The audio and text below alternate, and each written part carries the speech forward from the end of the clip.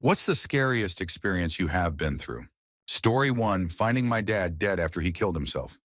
His room had never been so quiet and still. I stepped in and saw him face down, blue with his urine all over the floor where he had peed himself after he passed. I was in complete shock, and I will never forget touching him to try to wake him up and the feeling of recognition finally setting in. Even though I had known as soon as I stepped in the room that he was gone, my mind refused to let me accept it was true until I felt him and tried to shake him awake. Feeling his stillness was the most terrifying moment of my life, and I do not remember much after that. It clicks in your head that this person is gone. They are never coming back. And then the guilt and pain come rushing in. The days leading up to his suicide were filled with fear and anxiety because I knew deep down that it was coming one day, and there was nothing I could do to stop it. That feeling of hopelessness is hard to put into words. Second scariest experience of my life was the time my dad tried to end his life by stabbing himself in the head, overdosing, and tying a gun to his hand before firing twice. The special response team ended up coming to stop him, and the bullet shot out the window and missed by centimeters. I will never forget falling to my knees outside and covering my ears because I was terrified of hearing him die. I heard the gunshots anyway and thought he was gone. I ended up having to clean up all of the blood left behind. I was terrified of him being mad at me for putting him in a psychiatric hospital. At that point, he had made comments about ending all of us and then himself a few months prior, so that night I genuinely thought I was going to lose my life. Story 2. When I was 10 years old, I was abducted while my family and I were camping at a state lake. My parents had to run some errands, so all of us kids were left with one of our aunts. I went to a creek next to where our camper was to go fishing, probably about 75 yards or so. I had forgotten my bait and did not want to go back for it. Lucky for me, a man was there, so I asked him for some worms. He said they were in his car just around the corner. He guided me there, and that was when it happened. I was gagged and taken to a different part of the park grounds. What happened next, as one could imagine, are the things my nightmares were made of for countless years to come. I am 33 now and still recall with vivid details the things that were done. Thankfully, I was found within about 2 hours of my abduction. Unlucky for him, it was my father who found us first. The man somehow managed to escape my father's rage and flee. He was apprehended by state troopers and local police about 30 minutes later. Cue all the legal shenanigans and sentencing, he was a repeat offender and still only received 12 years in prison. My family kept tabs on him while he was in custody and were notified of his release. The second scariest thing was the day he was released. My heart dropped. He has long been a fragment of the past, and I learned to not live in fear over that any longer. Story 3, I was dating this guy for about 2 months. It was just another Friday night. I ordered a pizza and went in his bedroom to watch television while I waited for it.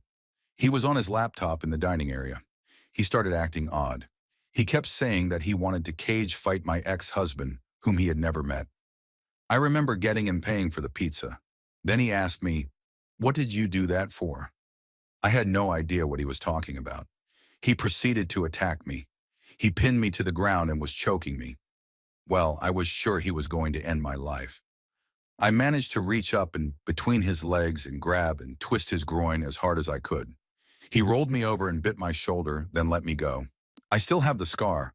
I ran to his bedroom looking for my phone. I was in a panic and did not realize I could call the emergency line with his phone. This was back before most phones had screen locks. I made the mistake of telling him I was calling the emergency line, but I had not found my phone yet. He struggled with me, then stopped and went into his closet. I managed to find my phone at this point, but did not get the chance to call. He came out with a gun, my ex-husband's gun that he had stolen from my house. He struggled with me on his bed. I thought for sure I was gone. He abruptly got up again and stood at the foot of the bed. 1 second he was standing there, the next he was gone. Apparently I totally blacked out the part where he shot himself in the head. I finally managed to call the emergency line, but I did not know his address. The officers finally showed up, but he was gone by then. He was a bodybuilder. Turns out he bought illegal steroids off the internet. The presumption was he either took too many or had a bad reaction that caused him to flip out. I have not thought about that whole incident for a long time. This happened 14 years ago, and retelling it has had an effect I did not know was still there. Story 4, I was 17. Was coming home from my girlfriend at the Times house around 3 or 4 in the morning. I live in an apartment and would regularly jump my backyard fence, climb up to the second floor and come down the stairs to climb through my window on the first floor. I get to the fence, hear a car screeching its tires. I get to the top of the fence, and as I turn my back to land, I hear footsteps running towards where I am. I am caught off guard because no one should be back here at this time. I land and turn around to see who it is. It is a neighbor who lives in the building, a 32-year-old gangster cholo and frequent drug user. I felt relief because we were on decent terms and he knew who I was growing up. But he has an Uzi in his hand. He half points it at me, shaking as he does so. I nearly lose it, but he lowers it, realizing who I am as I say, "What is up?" He was obviously on drugs. Meth was his poison, and I could tell by the way he was talking. He asked me to hold the gun so he could take a piss, pushing it into my chest as he did so. I could feel him shaking from adrenaline and drugs. I look and it is just cold, hard steel in the shape of a gun. It looked like danger. I felt like I did not have a choice. I was stuck for a second, but I managed to take a step back, raise my hands and say, "Nah, bro, I cannot." He says it's all good. Use your shirt to hold it just real quick so he can go. I repeat, "Nah, I cannot." Put it on the floor and do what you gotta do. I will keep watch. He proceeds to take a piss, turning my way every other second because his loaded gun is on the floor between us. I look the other way, try not to make him any more nervous. Look into the sky and hear a helicopter approaching. It is low and its searchlight is scanning the area. I tell him, "Yo, I gotta go." He asks if I have keys to the backyard door. I nervously pull them out and say, "Yeah, I do. Let's go though." I hurriedly walk and run to the door, open it for us. He lives on the first floor as well, and we go opposite ways. A huge relief. I have to jump through my window still. I can barely manage to get the screen off because I am shaking so much. I manage to get in 10 seconds later and am shaking and nervous from what just happened. I wash my face, change my clothes, get ready for bed, and smoke a few bowls of herb to calm down. I thought it was a good idea. So I put Adult Swim on and try to relax and drift to sleep. 20 minutes later, as I am drifting off into sleep, a red laser is being pointed through my curtains. I nearly lose it as my bed was visible, and the dot seemed like it was shaky and searching. I was terrified. My only thought was he went and got more high, thought about what happened and decided I saw too much. I am literally hugging my wall, standing on my bed, trying to avoid the laser beam. I thought I was done.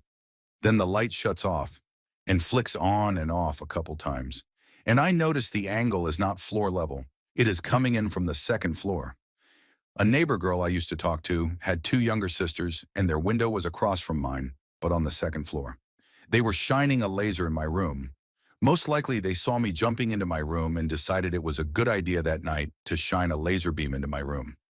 I was upset and called her and sent her a few texts blowing up about them, shining a laser into my room that late at night.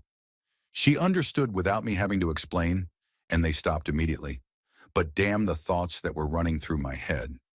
I did not know whether to laugh or to cry about the situation. Story 5. My mother tried to kill me.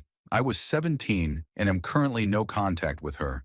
I was kicked out at 14, and we have had a really unstable relationship since I was about 10. We were arguing over food, and she was already mad about her boyfriend going on holiday with his friend. She took my phone from my hands and put it in her room upstairs. I asked for my phone back multiple times as I had bought it myself and paid for everything to do with it. She kept refusing and told her boyfriend to not give me my phone back. I sat at the top of the stairs and said, "I am not moving till I get my phone back." She shoved me backwards and put her forearm on my throat with her whole weight behind it. My mother is not a light woman, weighing in at around 300 pounds at 5 feet 2. I can still remember her whispering in my ear that she could end me and get away with it. My vision started going black at the edges and I genuinely thought I was going to die. Pushing her off did not work and I was starting to lose consciousness, so I tried to punch her. It was a feeble slap against her side, but it was enough. She threw me down the stairs and said I was attacking her. She grabbed my throat with her nails and shoved me towards the living room. The next 2 hours were filled with her telling me how much she hated me and wished she had gotten an abortion. I was punched multiple times and told that I would never be believed, that her boyfriend and his best mate would vouch for her and say I attacked her and she acted in self-defense. I cried myself to sleep, and I am shaking as I write this now.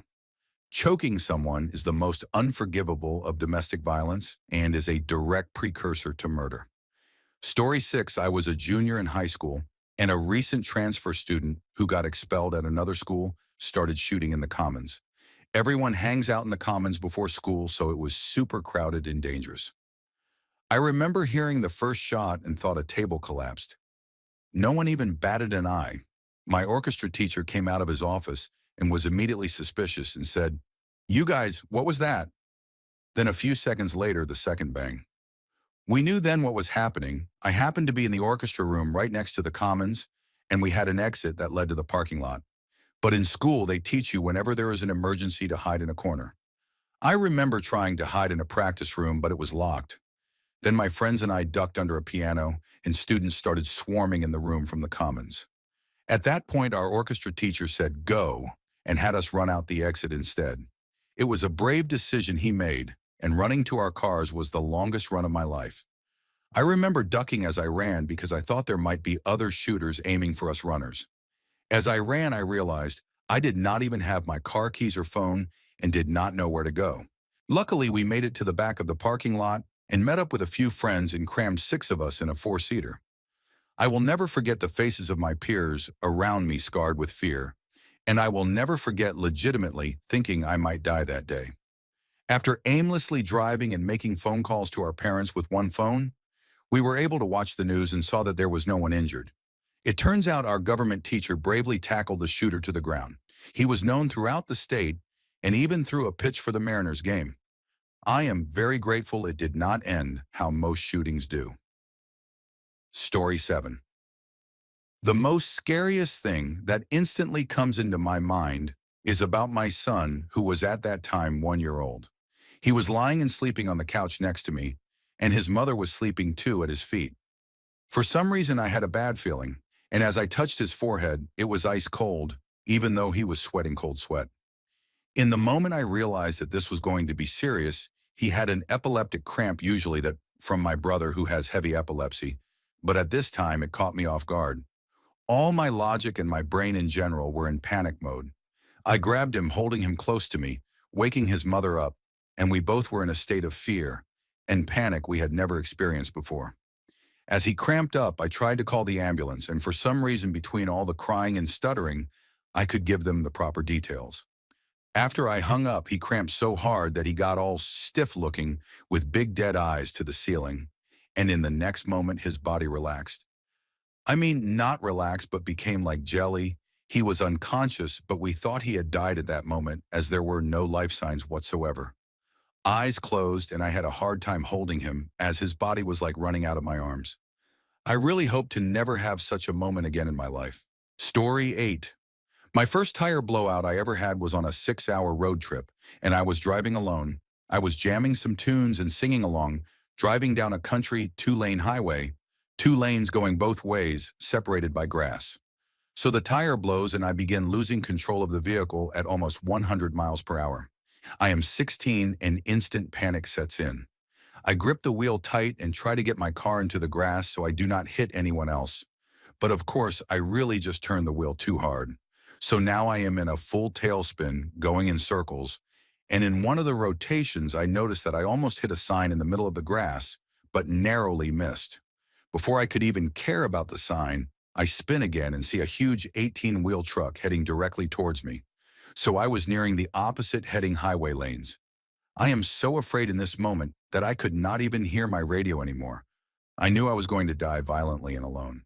But at seemingly the last moment, I give one last ditch correction of the wheel, and in fast and furious fashion, the vehicle sort of straightens out.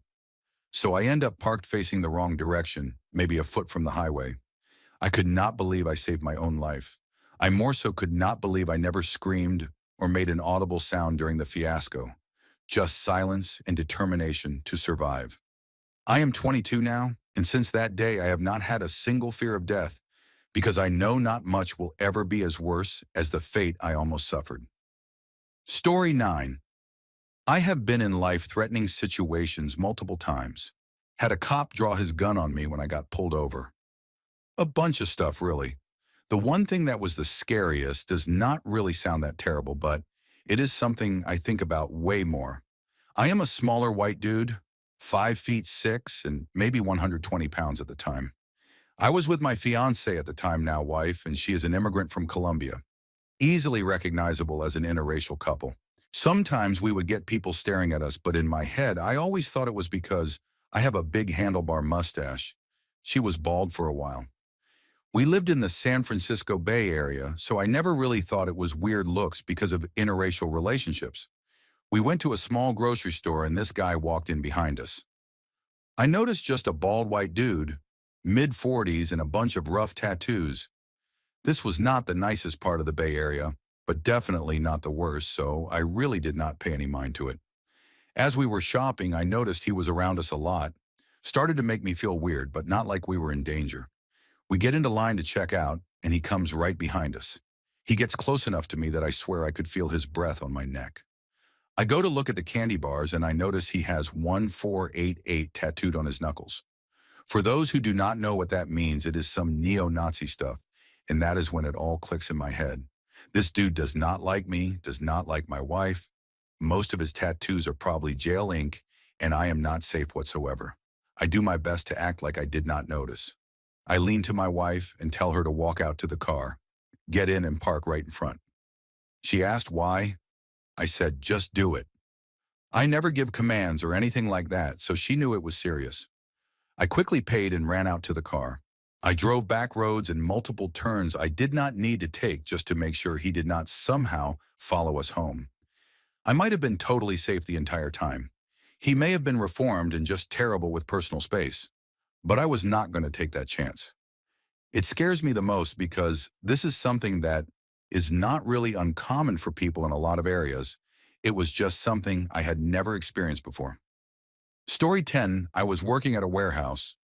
There was a forklift that had an awkward load, like the guy shifted it a little bit. I went up to straighten a little bit off on it. Well, the guy was a complete idiot and backed through a doorway with the load quite a ways into the air, and it smacked into the top of the doorway at great speed. Again, the guy was an idiot. He had gunned that forklift like he was racing the thing.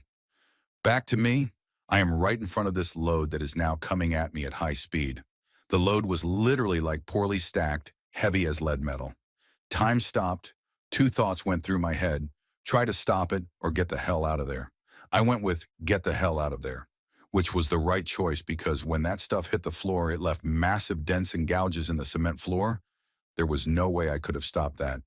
Too much weight and too much speed. Story 11. Mine might be a tie of two very different scenarios. This first was a very large pit bull was untethered in its yard and decided to jump its fence and attack my wife, my dog, and myself while we were walking. I had to literally wrestle this beast with my bare hands and physically choke it out. Thankfully, it did not get a chance to do much damage. My wife was knocked over, and my dog ended up being fine. Just very scared. This dog was easily 80 plus pounds, and mine is barely 30. My wife got a scraped knee, and I got several scrapes on my hands, knees, and legs, and a bruise on my rear from the wrestling. But miraculously, no bites. It still gives me chills thinking about what would have happened had I not decided to go with them that day. The second scenario, I actually thought I might die, and for a second thought my uncles both died. My dad, my grandpa, my two uncles, and myself went on a fishing excursion to a northern area of Ontario, Canada. Very rugged trip. No modern amenities, and it took most of a day portaging by boat and canoe and packing into the bush to get to our remote campsite. Many miles from the closest town, which could barely be considered a town, just to give you an idea of the remoteness. We were camping and fishing a large lake, Lady Evelyn Lake, for a few days and landing walleye like crazy. After a few days of that, myself and my two uncles decided to hike a few miles through the bush to another lake known for bass. As we were at this remote base lake, a storm suddenly blew up and put us in a really bad spot really quickly. We began to try and hike back to the main lake where my dad and grandpa were, and as we were hiking, the storm produced a small tornado that was basically right upon us. Debris flying, sideways rain, the freight train noise, the whole shebang. In the middle of this gale, a large pine tree fell right at the three of us. I literally had to dive out of the way of the trunk and was struck by branches which concussed me. I gathered my wits as best I could in the situation, and when I finally was able to free myself and turn back around, I for about 30 seconds thought this tree crushed my two uncles. Miraculously, it did not, though they too got caught under the branches, and my one uncle and myself were cut up pretty good, and I was concussed. We had to continue hiking back another couple miles through the storm, all the while worrying about my dad and grandpa while still being very much in danger ourselves. My dad and grandpa ended up being fine, having found a cave to shelter in and wait the storm out. My uncles and I healed, and now 10 years later we look back on that harrowing experience with fondness and pride. Story 12. When I was 10, my school St. Anthony's in South Bend, Indiana, had a fair which featured a ride called the Bullet. Two people sit in a revolving barrel that is a small bullet-shaped cage which revolves as you go around a circle like a Ferris wheel at average Ferris wheel height. Well, me and a 6-year-old are getting on, and the guy is loading us in and starts having us put on our belts, which I start to do. And as the kid is getting in the seat, the ride fires up accidentally. I can see in slow motion, the operator runs to turn it off, but it is too late. We shoot up to the top super fast at, I would say, 30 to 40 miles per hour. Remember how I said it revolves? It turned so the door we came in was pointing straight down, and since it started suddenly, it was not latched shut. I was really lucky and had belted the top portion, so my chest and upper body were held with my legs splayed out against the small cage above the door. Poor kid, though, had not had anything on, but I had grabbed him, and he was doing the same thing with his legs holding onto the seat, with the door swinging open below us, to I would say about a 100-foot drop to concrete. Everyone starts screaming and gathering as the operator starts slowly climbing up to us, and we are just hanging there as a huge crowd forms. I locked on to him for life, and oddly enough, never got tired holding his likely 60 pounds. I also remember being very calm about everything, just watching the crowd and the tree line, and thinking how embarrassed I was for the attention. We said very little. I just asked if he was okay, and he looked at me and nodded with a pale face, and that was it. We just clung there waiting for the operator for what felt like forever. I remember at one point someone yelling for us to switch places because he was so young, which was weird, but there was no way I was going to move or adjust my grip for fear of falling. Though it felt like forever, it was likely about 20 minutes for the guy to finally get to us and close the door. He told us to put on our belts best we could, climbed down, started it up, and we got down and off. My parents were pretty absent, so of course we're not there to scream at the guy. I just remember being in a daze till my parents came and got me. Story 13. 6 days in a southern backwoods mental hospital. All I remember from the first night was waking up in the back of a car with metal caging that separated the front from the back of the car. We were parked in an empty parking lot and the car was empty. When I tried the doors, they were locked with child lock, so I could not get out. The car was still running and I looked at the clock. It was 2 a.m. I remember thinking that I was being trafficked, and then I passed out again.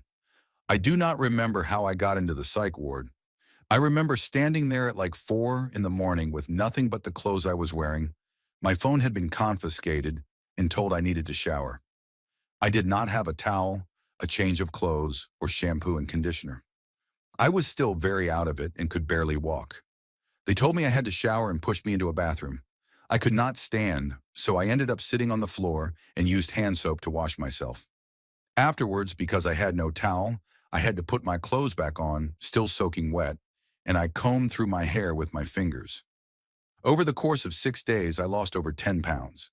After I got out, I was told that they refused to tell my fiancé and my parents where they took me for over 3 days, and that I had been transported 3 hours away. They would not tell me where I was either. They refused to discharge me, saying I needed to be monitored, despite me being compliant with treatment, attending the group therapy sessions. And by that I mean we came together in a group format and did absolutely nothing or ridiculous things like draw faces that represented how we felt and shared with the group, and saying absolutely nothing of concern. I watched over 30 movies over the course of 6 days, was denied personal therapy, told that if I wanted to be discharged, that I needed to identify the root cause of my problems and solve it as if I could just snap my fingers and all my problems would be solved. To stop being so entitled, to accept that I had irreparably hurt my loved ones and needed to accept that I deserved to be here and that I was resistant to treatment because I would not just get better.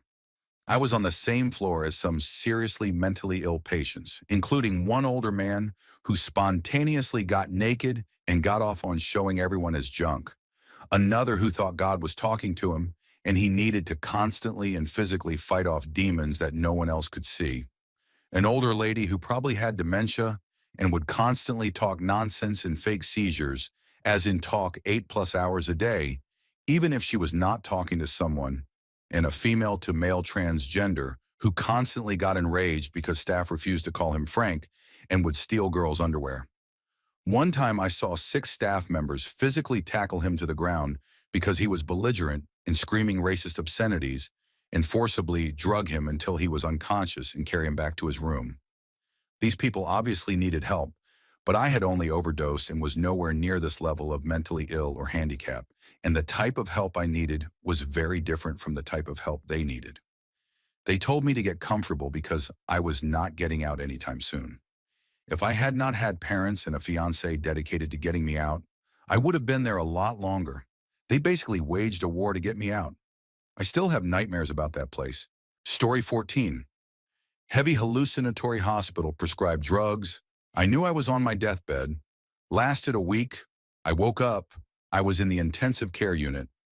I thought the room was an elevator going down into a secret experimental lab where they would torture me, unable to move or talk much, in and out of consciousness.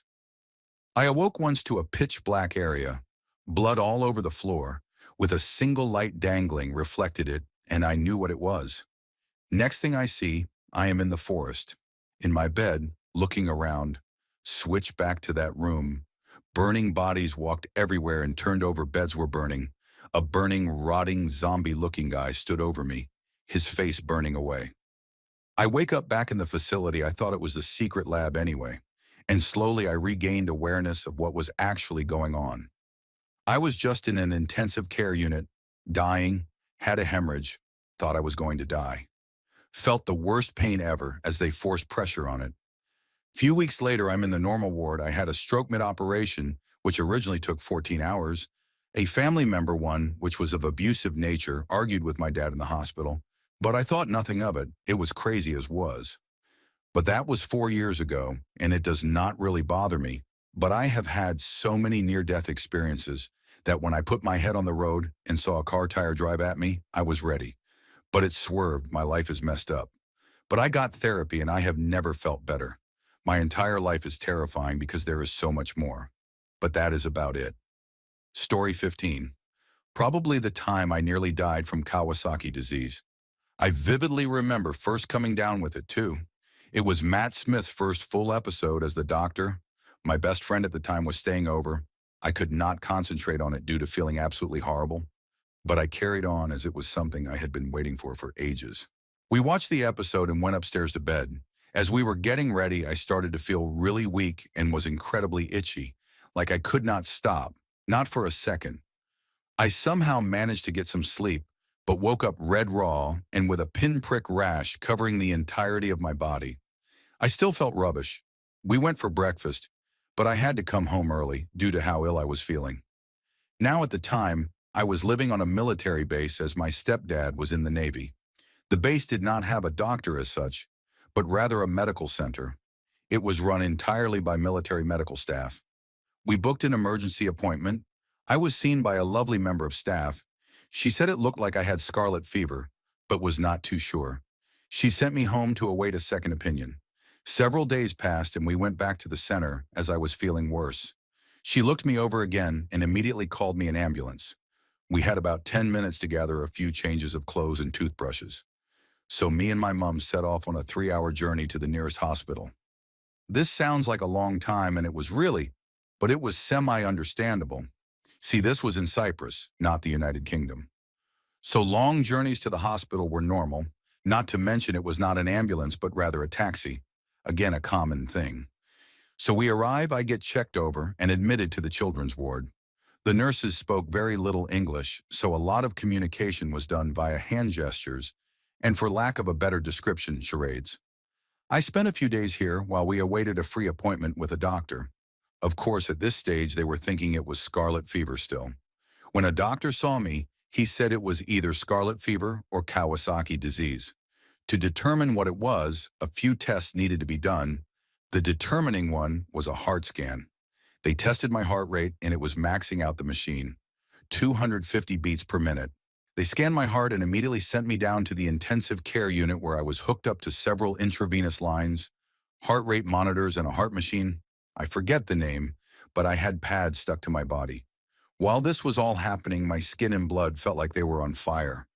My heart was getting ready to jump out of my chest, and my doctor barely speaks. He spoke English very well, but he communicated more through actions than words. So instead of asking me to roll over, he would just pick me up and roll me. I was not a skinny child, and I was about 5'6" at this stage, so he was a very strong doctor.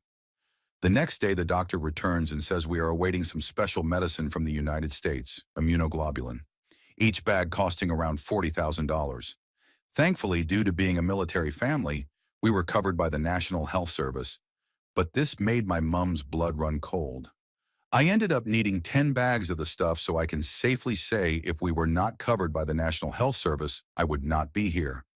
Anyways, once it arrived, I began my treatment of chemo, and as I later found out, another day without this medicine, and I would be dead. Every 2 hours, I had to have my blood pressure tested and my blood taken. The medicine was causing my skin to peel and my hair to fall out. My tongue was burned, giving me something called a strawberry tongue. My skin was still covered in a rash, and my blood felt like it was boiling.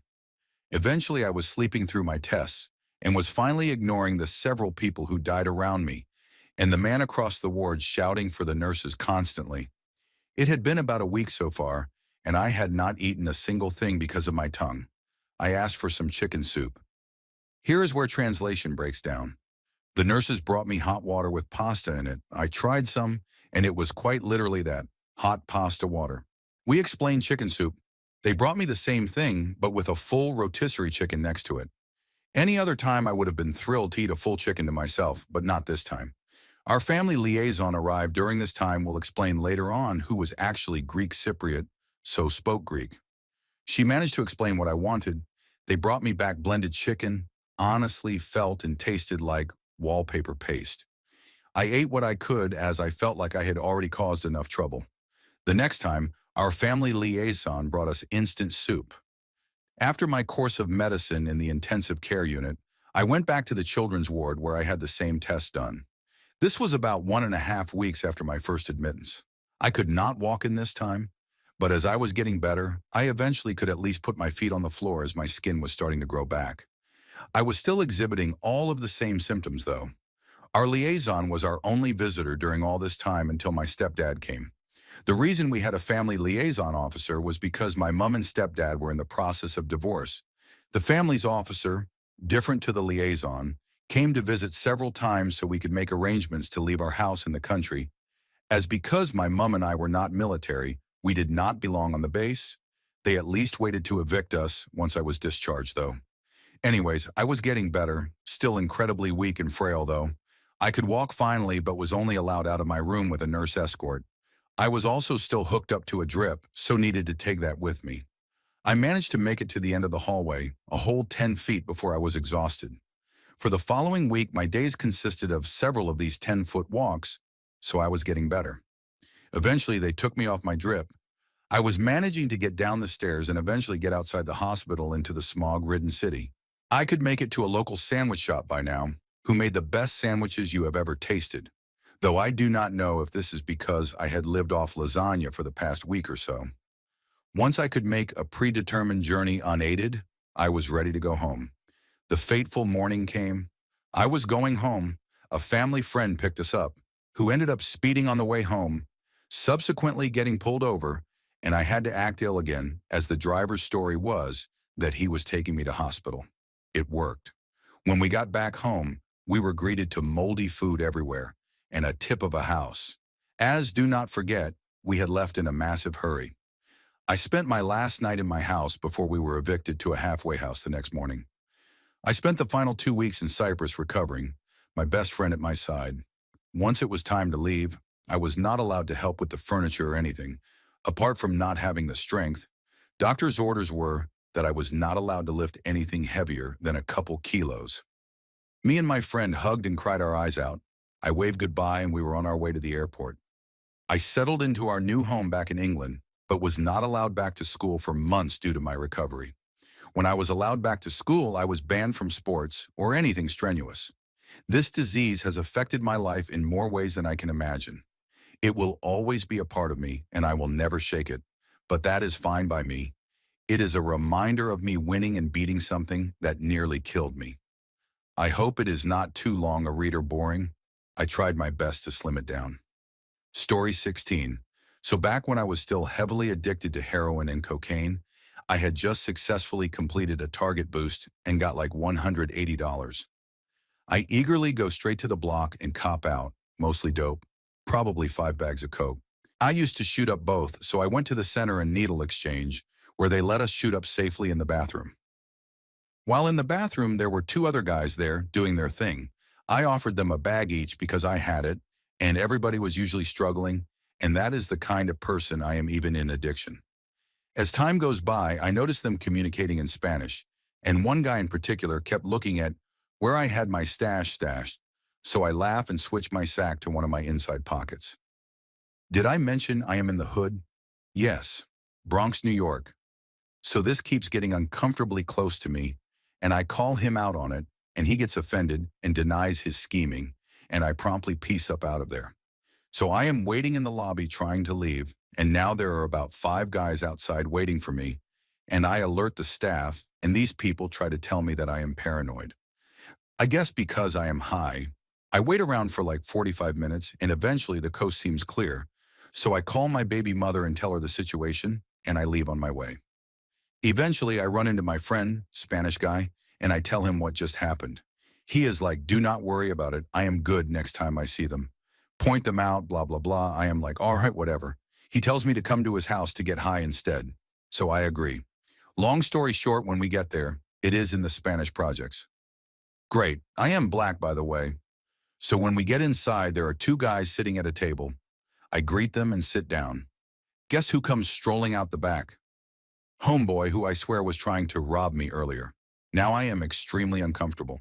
But the situation is such where I cannot get up and leave or run out, because then I fear that would trigger an animalistic chase response, if you know what I mean. So I play it cool. I offer everybody a bag of dope. I load up my dope and coke in a speedball shot. Now I am trying to find a vein in my hand or arm to shoot up, and the guy I came with is insisting I let him shoot it for me in my neck. I have never done that before at that point, and I knew that was a whole different ballgame. An instant, intense rush, and I would most likely pass out or be incapacitated. I kept declining, and finally he agreed to shoot my hand. He misses the shot, and my hand blows up thankfully, so I do not feel anything. I tell him he missed, and I do not feel anything, and he keeps asking me if I am sure. At that point, I casually pick up my razor that I keep in my kit and just hold it in my hand. After a few awkward minutes, I stand up and I am like, I know what you all are trying to do. I am not stupid, and once again, I am hit with the, you are paranoid, bro. I am like, forget that I am going to be paranoid, and I back myself out the door, knife in hand, leave the building, and run. I think about that day all the time, and how badly it could have gone. These are Trinitarios. They literally could have killed me. I know they were trying to harm me. This just gives me chills. I am sober now, by the way. Story 17. It is not the worst thing out there, but it was rough for me. When I, 33 female, was about 6 to 7, I could hear my parents fighting, which was not new, but it was more intense from my dad's side this time. He was extremely jealous, controlling, and was constantly accusing my mom of cheating on him. He was cheated on in his first marriage. After that, assumed all women are unfaithful and must be controlled and corrected by their men. Severely religious also. Anyway, this fight was bad. He threw a chair into a wall and was screaming sexist slurs at her. She was crying on the couch, and I asked her if she was okay and what was going on. She just told me to go back to my room. I did, and after a few minutes, she burst in my room, grabbed me, and told me to run. We ran to her Jeep, which had a glass sunroof. When we got in, she drove to the end of our driveway where my dad jumped in the back of the Jeep and busted the sunroof in with a hammer. I remember looking up right before he swung and seeing the pure rage and hatred in his face. That was the man I called Daddy, cuddled on the couch with. Let me sit on his shoulders when I did not feel like walking Daddy. My mom and I got away and ran to a bar across the street where she called the police and he went to jail. I still remember her and my aunt picking glass out of my hair. Unfortunately, my mom's family convinced my mom to get back with him after he got out of jail because God does not approve of divorce. It is your duty as a wife to fix this, etc. When I hear men yelling out of anger now, I completely panic and cry uncontrollably. Finally getting help this year, though. Story 18.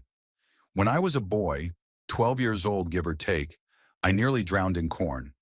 My best friend lived on a dairy farm. I hung out on that farm all the time. One fateful day, my friend, his brother, and I took on the task of assisting with the unloading of a dump truck full of kernel corn. The corn was meant to be dumped into an auger system that takes the corn into a grain dryer. I should preface this with the fact that even though my best friend and I were the same age, he was given unprecedented access to the farm's equipment. He was driving and operating the dump truck. There was no adult supervision. So I am sure you all have noticed the relatively small hatch on the rear end of a typical dump truck. The idea here was the truck is lined up with the auger built into the ground, then the small hatch is opened and the truck bed is lifted to allow gravity to do its thing. In order to give gravity a hand, my buddy lifts the bed of the truck to max height and angle. Then the three of us climbed up to the top, and we basically just walked in place to facilitate the flow of corn kernels. I am a little fuzzy on how exactly I lost my grip on the dump truck, but I did, and I was washed right down to the bottom of the truck. A wave of corn followed down, and I was enveloped immediately. The pressure of the layer of corn on top of me was frightening, but when my friend's brother decided to let go and slide down to try and dig me out, that is when frightening became more like intense fear. When brother got to the bottom, he brought with him another avalanche of kernels. At this point, I am trapped under a great deal of corn. My mouth, nose, and ears are full of corn, and the pressure I am feeling over my entire contorted body was crushing. I felt the life being squeezed from me. I could not move. I could not breathe. I was actively being killed meanwhile. The truck is still emptying, and I am being drawn toward the hatch. I have never been more afraid before or since. Now, while the brother was busy bearing me, my dear friend had another idea. He jumped from the top of that fully extended dump truck to the ground and swiftly lowered the bed, as swiftly as dump truck beds lower, that is. When he jumped, he sprained his ankle pretty badly, but that did not stop him from climbing back in and digging me out in the nick of time. The two of them reached me and dragged me to the surface, at which point I am gasping for air and choking on corn. This corn was not for human consumption, but I do not eat corn to this day, cannot stand the stuff. I do not think I will ever be a diver either, as I suffer from crippling claustrophobia as well as a direct result of that incident. I wish I could convey how it felt to be slowly crushed to death, to have the air squeezed from my lungs, but I cannot think of adequate words. You cannot call for help from the depths. The corn just fills your mouth. You know what? I am done with this story. Story 19. My mother called me a whore and a slut my entire childhood and early teens up to the age of 16, which is the age when this happened. My mom would tell me every day if I ever got pregnant before I got married, she would never speak to me again. So I did what she said I should not do to get away from her. I got pregnant by my boyfriend at the time, who she disliked as much as me, her own daughter. She then kicked me out of the house and I was allowed to move in with my boyfriend by his mother. For 11 months, December 2016 to November 2017, I was terrified of this woman who I have to, unfortunately, call my mother. She called the police on my ex's mom, claiming she had kidnapped me and was keeping me locked in their house. The police made me tell them about all the abuse I had to endure for 16 years, more than I can recall. It got to a point where I had no emotions anymore, recalling all of the things that happened. It took 11 months for my case to finally go to court to decide on who I would legally live with. During these awful months, I had no health care, no insurance, nothing. My mother had told me she burned all my stuff, so I had literally nothing but a bag of clothes my ex's mom had bought me. No school supplies or books. My ex's mom paid for all of my needs. School and the abortion I so badly needed. So when we were finally in court, I had to face my mother again. After 11 months of constant fear, my depression and anxiety being worse than ever, crying myself to sleep the little that I could a night because I was so scared my mom would show up in the middle of the night and scream at me, it was decided. My ex's mom became my foster mom until I was 18, and everything turned out okay. I now live happily with my dad, who was kept far away from me my entire life for reasons unknown, and we are the best of friends. Story 20. This week, 10 years ago, I was in a car accident with my brother. Huge lifted pickup truck smashing into a little Ford Focus. From my point of view in the front passenger seat, the truck T-boned my side, but the pictures of the car, it looks more like a head-on collision.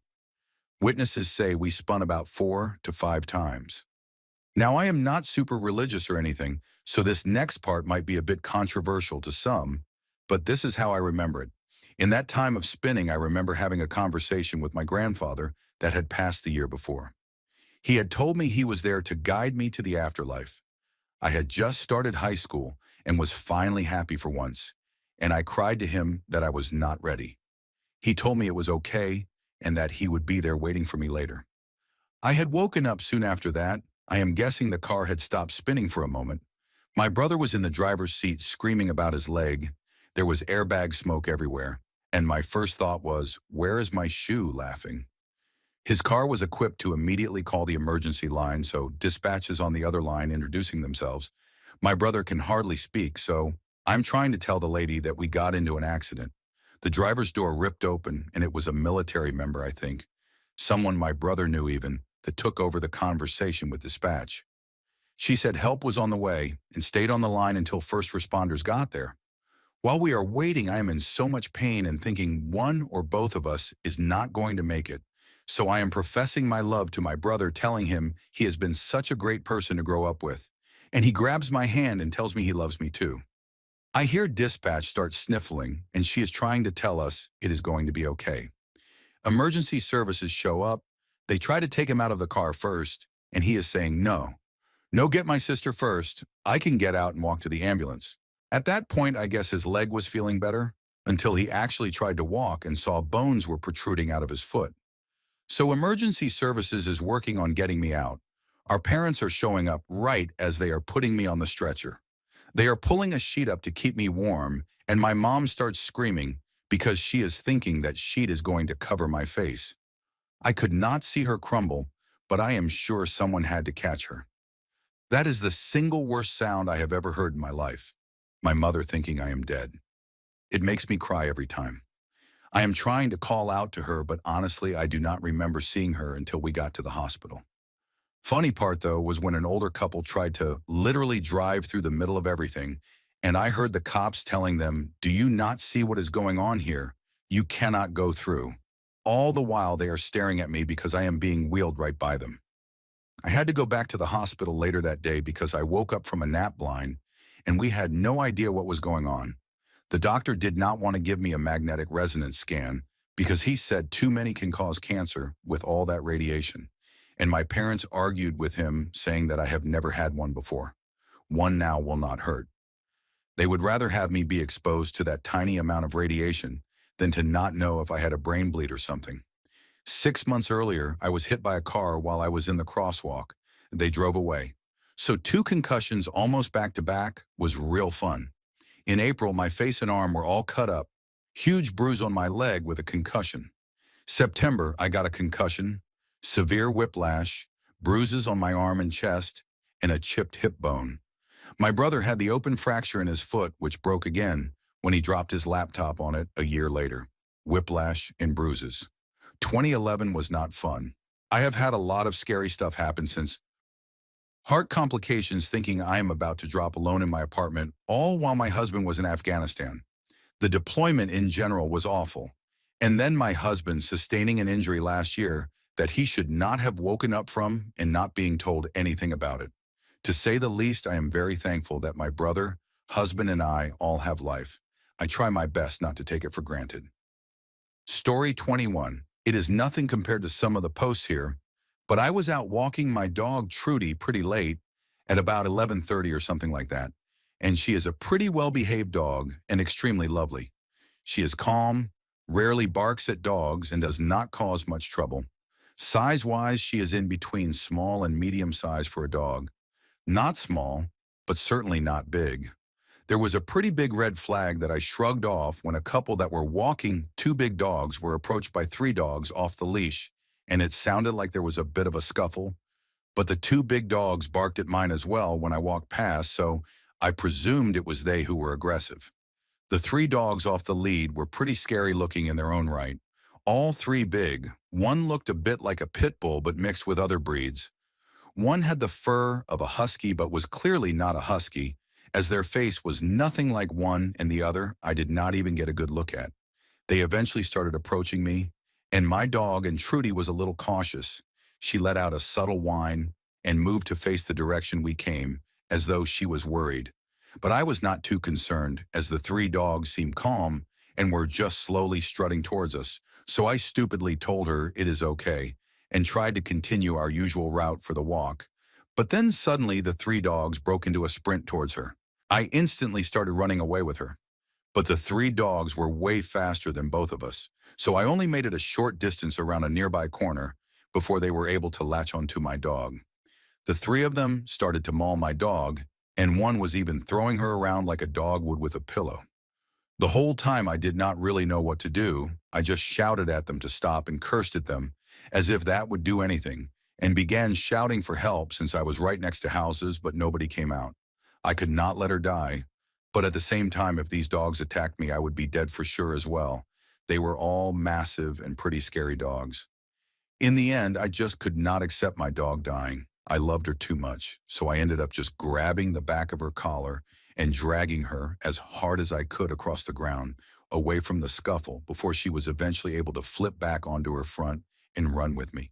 They chased for a little bit, but I just ran as fast as I could up the hill and heading back home, dragging her since she could not keep up, and they eventually lost interest and ran away.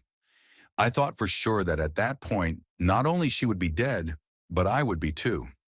In the end, her wounds were not too serious. She is luckily a very fluffy dog, so we think that might have saved her life. There were a few deep bites across her body, and she ended up needing shaved. But within a few months, she recovered and is now perfectly fine. Though for the following months, she suffered many nightmares, and she has never fully recovered mentally, as she went from being the easiest dog to walk to the point where now if she finds anything slightly ominous, she will just freeze and refuse to move, or run home on walks. Story 22. I was walking along a cliff on Ibiza, far away from everybody else, because I had enough of humans for a little while. I enjoyed the sea and the views, so I did not watch my surroundings enough. I tripped over a stone and fell down the cliff 13 meters, 42-ish feet. After 4 meters, I hit my head and ripped a big part of skin from my arms as I was trying to protect my head. It got cut open on different spots anyway, but I would not have survived the sharp rocks otherwise. After another 4 meters, I fell on my back quite heavily and ripped away part of the skin there as well. After the last 5 meters, I landed on my left foot. 3 spiky stones washed spiky by the sea next to it, pierced through my feet, leaving my metatarsal bones shattered in more than 50 pieces. I black out. When I woke back up, there was blood all over the place, and it felt like I bled everywhere. I knew I had to get up to survive. My cell phone was broken, and my wallet with my passport and everything was gone. I dragged myself to the water 1 to 2 meters, where I luckily found my wallet. I saw a cottage with stairs chiseled down to the sea, about 400 meters, 1,300 feet, and I swam there. I do not know how I did not black out again, because it was the worst pain I ever experienced. It felt like lying in liquid fire and getting burned alive. I made it to the stairs somehow and started dragging myself up. Still on the ground, I knocked on the doors for a couple of minutes. I did not have much of a sense of time during this part of the story, so I cannot really tell how long I was doing something particularly. Nobody opened, so I dragged my way back through the forest I came from. At some point, I lifted myself up a tree because I realized I would bleed out on the way back to civilization at the current pace. My left foot was useless, so not much of use. but I still could use some parts of my heel, so I limped back to nearest street. The moment I entered the street, I collapsed and blacked out again. Next thing I know is being in an ambulance with a big syringe in my chest. My heart was not working properly, and my lung tried to collapse. They said I needed blood urgently and asked for my blood type. I had no idea. Meanwhile, the other guy closed up the holes in my left foot. In the hospital, I immediately got into operation because I had ribs shoved into my lung and they needed to pull them back out. Because of my blood loss, they did not know how to anesthetize me properly, but my lungs started to collapse again, so they started operating anyway. I blacked out again. Next thing I know, I am in my room looking like a mummy and feeling like absolute garbage. Doctor comes and says I need to stay minimum 2 weeks for checking. I said, no, it is my 18th birthday tomorrow I leave. And I really left. Now, years later, I could scold my younger self for leaving the hospital because my body's really damaged now. And that is just because I was a young fool at that time. But yeah, I survived, but I was really scared during that event. Story 23, probably having my intimate photos sent to multiple family members of the guy I dated back when I was 16. I broke up with him in 2016, and 2 years later, he decided to contact some of my family members and send them my photos from back when I was 16. It was terrifying, especially in a community like the one I live in. The word got out quickly. Multiple family members contacted my parents to know what happened. I was terrified. That is all I remember. 5 days of mind games and torture by him, of course. He asked for money, and I was broke back then. I do not know how I survived it, honestly. The first 2 days, I was too scared to sleep, thinking that my brother would strangle me in my sleep. The third day, my ex was trying his best to find my brother's phone number or any contact information because he knew that my brother was the typical man who would kill his sister if something like that ever happened. He contacted some of my friends and failed to get any information. I cannot describe how scared I was. I was so scared, but did not cry, because I knew once I cried, I would lose control over everything. Then on the third day around 7 in the evening, my dad called me to the living room, and he showed me the text in the pictures. I do not think I have ever felt the way I felt when he talked to me. I was mentally preparing for my death, or getting beaten up, of course. I am still grateful for the way my dad handled things. I mean, he still yelled at me and stopped talking to me for months, but at least he did not hit me. After that, I just felt like pure misery. I was numb for 5 days. And on top of that, I had to attend university and pretend like everything was fine. I remember on the second day, someone from my family who I was in a fight with contacted me, shamed me, then told me everyone in your university knows about what happened and saw the pictures. The third day I went to university and everyone was staring at me. Now that I think about it, I do not think they were staring more than the usual. I was just paranoid. It made me sick. What affects me the most is that I was too scared to fall asleep. Every time I heard my brother's footsteps, I prepared myself to die. My mom would be crying 24/7, telling me how I disappointed them. My sisters cutting me off and calling me names. I felt too sick to eat, too anxious, too scared, too exhausted. All of that while I was trying to reason with this guy and find a way to survive this. On the fourth day around midnight, I went and sat down on my bathroom floor, exhausted, too scared to cry and fall apart. I grabbed the razor and stared at it for too long. I had one thought in my mind, and it was not even out of sadness. It was out of pure horror, as a way to protect myself from getting slaughtered, shot, burned alive. Because I knew so well that if my brother ever found out, it would be the end of me and no one can stop him. I still know that. On the fifth day, one of my friends managed to reason with him, and suddenly out of nowhere it was over. All of it. I still do not know how and why. My God, I was even more terrified when it was over. I remember going home, entering my room, and just completely breaking down. I cried so hard. I cried like I just lost someone. I finally fell apart. My mom heard me crying. She came over and hugged me. I hugged her and cried so hard I sobbed for a long time. I told her how sorry I was, and she told me how sorry she was. I felt relieved. After that, I just slept. I do not think I ever went back to my old sleeping habits. For a long time, I slept in a half-awake, half-asleep way. My mind was always awake and aware of what was happening, just in case my brother decided to kill me in my sleep. It took me so long to get over it, years. And even now, writing this, I feel like falling apart.